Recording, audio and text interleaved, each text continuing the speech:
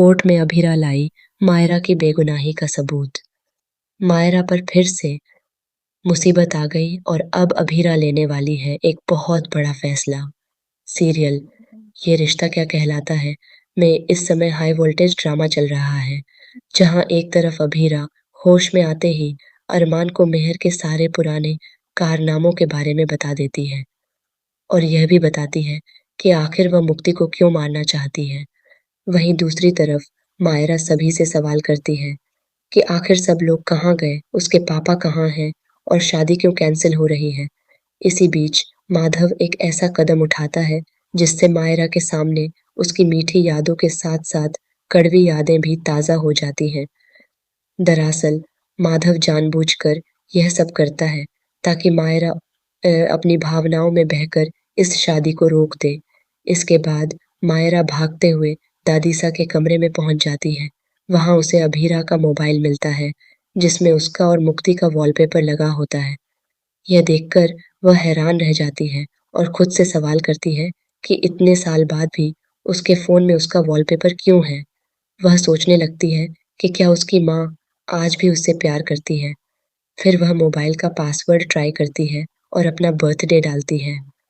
जैसे ही phone unlock होता है, मायरा शॉक हो जाती है और भावुक होकर कहती है कि मतलब उसकी माँ आज भी उससे प्यार करती है। तभी फोन में एक वीडियो अपने आप प्ले हो जाता है जिसे अभीरा ने पहले से ट्रांसफर किया होता है। यह हॉस्टल का सीसीटीवी फुटेज होता है जिसे देखकर मायरा के होश उड़ जाते हैं। दूसरी तरफ मेहर को पता चल जाता है कि अभीरा वहां नहीं है और वह जिंदा है।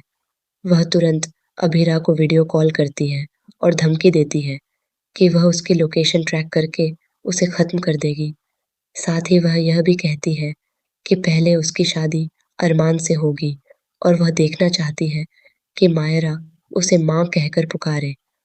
लेकिन कॉल मायरा रिसीव कर लेती है और मेहर को करारा जवाब देती है। वह कहती है कि उसे सब सच पता चल चुका है और वाणी के पापा की हत्या भी मेहर ने ही की है। वह मेहर को चेतावनी देती है कि उसके पापा के आसपास भी न भटके, वरना वह उसे जेल पहुंचा देगी। इसके बाद मायरा को एहसास होता है कि अब मुक्ति की जान खतरे में पड़ सकती है, क्योंकि मेहर को सच्चाई का पता चल चुका है। इसलिए वह मुक्ति को बचाने के लिए भागने का प्लान बनाती है। उधर अभीरा अरमान से कहती है कि अगर मेहर को पता चल गया कि वह जिंदा है और उसके पास सबूत हैं, तो मुक्ति और मीरा दोनों की जान खतरे में पड़ सकती है। अरमान तुरंत घर वालों को फोन करके कहता है कि मायरा को कहीं जाने न दें, लेकिन मायरा सबको चकमा देकर हॉस्टल पहुंच जाती है, जहां उसका सामना मेहर से होता है।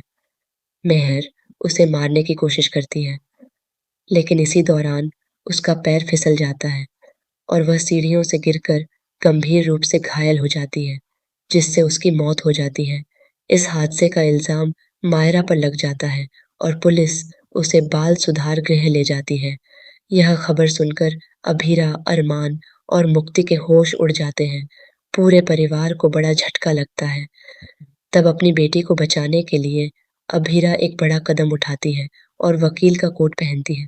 आने वाले एपिसोड में दिखाया जाएगा कि मायरा को कोर्ट में पेश किया जाएगा, जहां अभीरा खुद उसकी वकील बनकर पहुंचती है। वह कोर्ट में हॉस्टल का सीसीटीवी फुटेज पेश करती है, जिसमें साफ दिखाई देता है कि मेहर खुद मायरा को मारने की कोशिश कर रही थी और बचने के दौरान वह खुद ही फिसलकर गिर जाती है। इस मजबूत सबूत के आधार पर अभीरा कोर्ट में साबित कर देती है कि मायरा बेगुनाह है। जैसे ही कोर्ट मायरा को निर्दोष घोषित करता है, मायरा भागकर अभीरा को गले लगा लेती है। आने वाले ट्रैक में यह भी देखने को मिलेगा कि मायरा अपनी माँ को स्वीकार करती है और सच्चाई जानने के बाद उससे माफी मांगती है। इसी के साथ अभीरा और अरमान का परिवार एक बार